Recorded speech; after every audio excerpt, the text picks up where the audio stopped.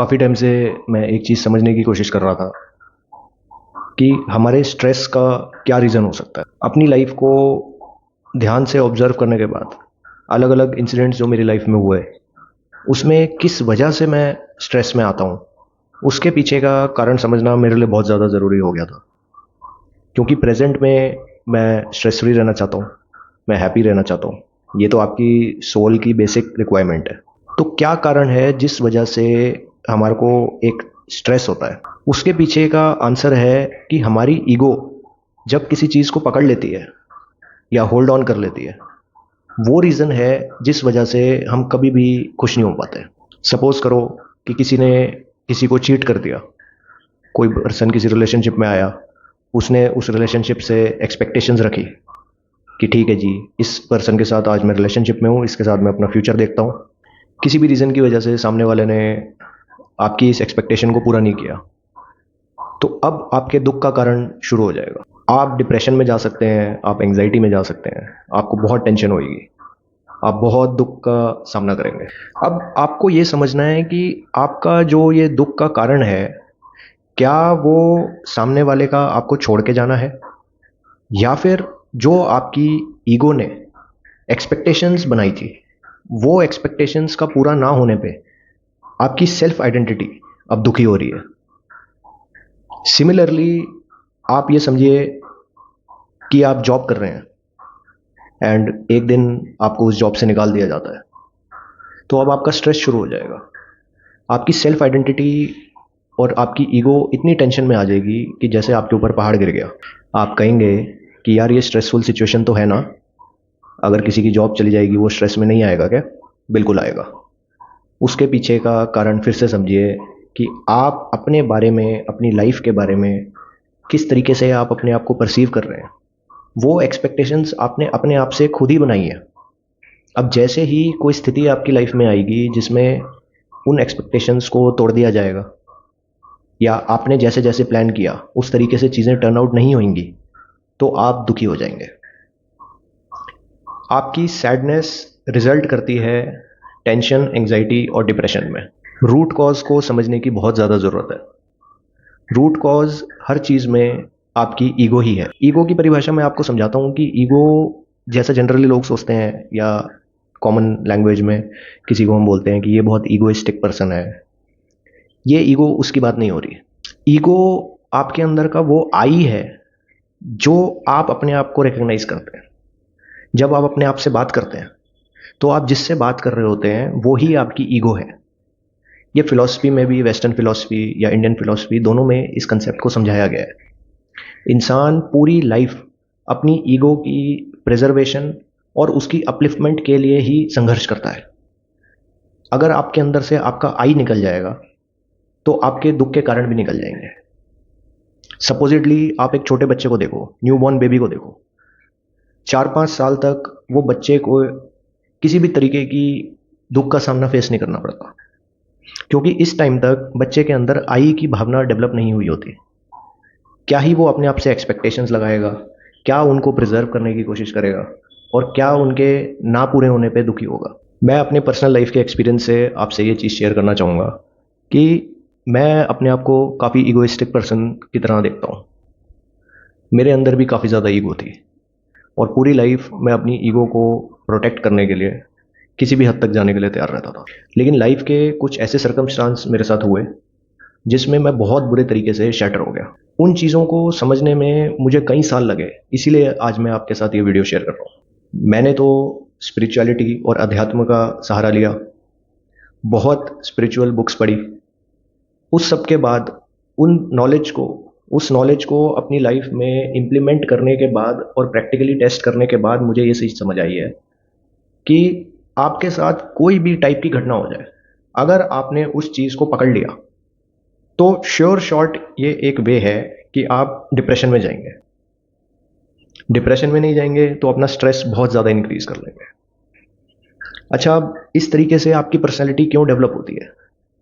यार, बचपन से हम एक ऐसे एनवायरनमेंट में बड़े हुए हैं जहाँ पे स्कूल गए तो वहाँ पे ग्रेडिंग सिस्टम है। फेल होने पे आपको कोई प्यार तो करने आता नहीं है, टीचर से डांट पड़ती है या घर वाले आपसे नाराज़ हो जाते हैं। तो आपके माइंड में इस तरीके के भाव डेवलप हो जाते हैं कि फेलियर या लॉस किसी भी सेंस में एक्सेप्टेबल नहीं है।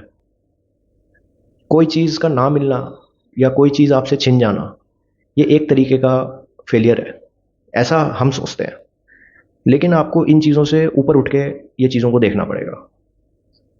जब आप एक थर्ड पर्सन के एंगल से इन चीज़ों को देखेंगे, तो आपको ये बात समझ आएगी कि जिन चीज़ों को आप होल्ड करके बैठे हैं, ये बहुत छोटी चीज़ें हैं। जैसे आप देखिए कि हम एक छोटे बच्चे को देखते हैं, उससे हम एक टॉय अगर उसका छीन लें, तो वो बच्चा बहुत दुखी हो जाता है, बहुत ज़्यादा टेंट्रम्स थ्रो करता है, बहुत रोता है। लेकिन एज अ एडल्ट आप सोचते हो कि यार इसमें क्या हो गया, ये तो बड़ी छोटी चीज़ है, आपका खिलौना टूट गया तो नया आ जाएगा। लेकिन सेम चीज़ हम अपने साथ नहीं कर पाते, क्योंकि हम अपने आप को एक बच्चे की तरह ट्रीट नहीं कर रहे। हम एक एडल्ट की तरह अपने आप से बहुत हाई एक्सपेक्टेशन, परफेक्शन की उम्मीद लगा के बैठे हैं। हम सोचते हैं कि लाइफ भी उसी तरीके से चलती है। भाई लाइफ उस तरीके से नहीं चलती।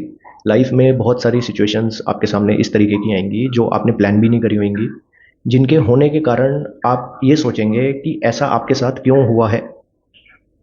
ये जो क्यों हुआ है का भाव है, ये मैंने तो बहुत ज़्यादा लंबे लंबे टाइम तक इस चीज़ को पकड़ के रखा। एंड मैंने इसमें अपने कई ईयर्स सोच में और टेंशन में बिताए। मेरे को बहुत स्ट्रेस हुआ। भाई क्यों हुआ है का कारण तो बहुत ज़्यादा हो सकते हैं। आपके साथ कोई चीज़ क्यों हुई है, इसके पीछे के अनेकों कारण हैं। आप इनके कारण इस लाइफ में ढूंढ रहे हैं। लेकिन जब आप स्पिरिचुअल बुक्स पढ़ेंगे या स्पिरिचुअलिटी का आपको ज्ञान आएगा, तो आप ये समझेंगे कि लाइफ में एक कर्म नाम की चीज़ होती है।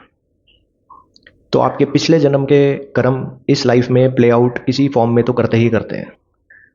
आप इसको मानो या ना मानो, आप नोट करके देख लेना कि आप कोई चीज़ को करने की कोशिश करेंगे, बिल्कुल जैसे उसके इंग्रेडिएंट्स या स्टेप्स बताए होंगे उन्हीं को फॉलो करेंगे, फिर भी रिजल्ट आपके हिसाब से नहीं आएगा। आपने शायद भगवत गीता की एक बात कभी ना कभी ज़रूर सुनी होगी कि आपके हाथ में अपने कर्म करना है, कर्म के फल की अपेक्षा करना आपके हाथ में नहीं है। भाई हमारे रिलीजियस टेक्स्ट ये बात बहुत पहले समझा गए थे। ये समझने के लिए या तो आपको शुरू से ही इन बातों का ज्ञान हो, या फिर ये ज्ञान आपको लाइफ में खुद आ ही जाएगा। किसी की बात सुनोगे या कुछ एक्सपीरियंस करोगे, और डीप थॉट अगर आप अपनी सिचुएशंस के ऊपर दोगे, तो आपको उसका एक रीज़न समझ आएगा कि जो आपके हाथ में नहीं था। मैं आप सभी से दिल से एक चीज़ कहना चाहता हूँ कि जैसी भी आपके साथ सिचुएशन हो रही हो, जो मर्जी घटना आपके साथ घट जाए, आप प्लीज़ उस चीज़ को अपने दिल पे मत लगाइए। उस बात को पकड़ के अगर आप चलेंगे, श्योर शॉर्ट वे है कि आप बहुत ज़्यादा प्रॉब्लम में आएंगे। आपकी फिजिकल, मेंटल और इमोशनल हेल्थ इससे हैम्पर होगी। एंड आप जो उस समय का यूज़ आगे बढ़ने के लिए कर सकते हैं, वो भी नहीं करोगे। इस चीज़ को आप लाइफ में कभी भी अपना के देख लेना। आज ही एक पेन और पेपर लेके जो जो चीज़ों का आपको दुख है या जो जो चीज़ें आपको स्ट्रेस दे रही हैं, उन चीज़ों को आप लिख के देखो, उसके रीजंस ढूंढने की कोशिश करो। आपको मैक्सिमम चीज़ों के रीजन समझ नहीं आएंगे। इसी तरीके से यूनिवर्स का कानून काम करता है। भाई आज तो हम इस चीज़ का बहुत दुख मना रहे हैं कि ये दुख मेरे को क्यों मिला, लेकिन सपोज करो जब आपको कोई अच्छी जॉब मिलती है या आपके साथ कुछ अच्छा होता है, तब तो आप ये चीज़ नहीं सोचते कि ये क्यों मिला आपको, क्या आप वो सही में डिज़र्व करते हो। बहुत सारी चीज़ें आपके साथ इसी तरीके की होंगी। जो अच्छी चीज़ें भी आपके साथ घटेंगी, उनके पीछे का भी कई बार आपको कारण नहीं मिलेगा। ये आपकी गलती है कि आप इस तरीके से सोचते हैं कि अच्छा मिला तो वो आपके कारण, और बुरा हुआ तो पता नहीं किसी और के कारण। जी नहीं, ये आपकी किस्मत और कर्म के हिसाब से आपके लाइफ के काफ़ी सर्कमस्टांसेस प्ले आउट करते हैं। मैं बहुत डीपली जाके बहुत सारे इंसिडेंट्स अपनी लाइफ के तो शेयर नहीं करूँगा। मेरा ये मानना है कि मेरे इंसिडेंट से कई गुना ज़्यादा बड़े इंसिडेंट लोगों के साथ होते रहते हैं। एंड मैंने तो अपने आसपास कई लोगों को देखा है कि बड़ी से बड़ी चीज़ होने के बाद भी वो किसी तरीके की टेंशन में नहीं आते, कोई स्ट्रेस नहीं होता। उनका तो एटीट्यूड इस तरीके का होता है कि हो गया तो हो गया, देखी जाएगी, भगवान की मर्जी। एंड सच में इन चीज़ों से बाहर आने का यही तरीका है। ये लाइफ बहुत बड़ी है। जो जो चीज़ों को आप पकड़ के बैठे हो, उनके बारे में आप इस तरीके से सोचो जैसे जब आप यंग थे, उस टाइम पे आपके साथ कोई रिलेशनशिप में चीटिंग वगैरह का इंसिडेंट हुआ है। या ब्रेकअप आपने फेस करा हो, उस चीज़ को आप कितना डीपली अपने मन पे लेके गए थे। मैं जानता हूँ कि टीनेज में ऐसे इंसिडेंट्स बहुत कॉमन है। उस टाइम पे लोग सुसाइड करने तक की बातें सोच लेते हैं। आज आप अपनी एज के हिसाब से इन बातों को देखोगे तो आप सोचोगे कि यार ये कोई बात थी, कोई इम्पैक्ट ही नहीं है उस बात का आपकी लाइफ पे। सिमिलरली जो चीज़ें आज आपके साथ हो रही हैं, कुछ सालों बाद आप पीछे जाके देखेंगे तो इन चीज़ों का आपकी लाइफ पे किसी भी तरीके का इम्पैक्ट नहीं होगा। तो मेरा तो ये मानना है कि जो हो जाए सो हो जाए, आप अपने एक्शंस करते रहिए, आगे बढ़ते रहिए। किसी चीज़ को इतना सीरियसली अपने दिमाग और दिल पे मत लगाइए। एक्शन करते रहेंगे तो आपका माइंड किसी चीज़ पे स्टक नहीं होगा। भाई ये जो ब्रेन है, इसके अंदर इतनी मेंटल एनर्जी है कि अगर आप इसको एक चीज़ पे लगा देंगे तो वो आप अपनी मेंटल एनर्जी को रोक रहे हैं।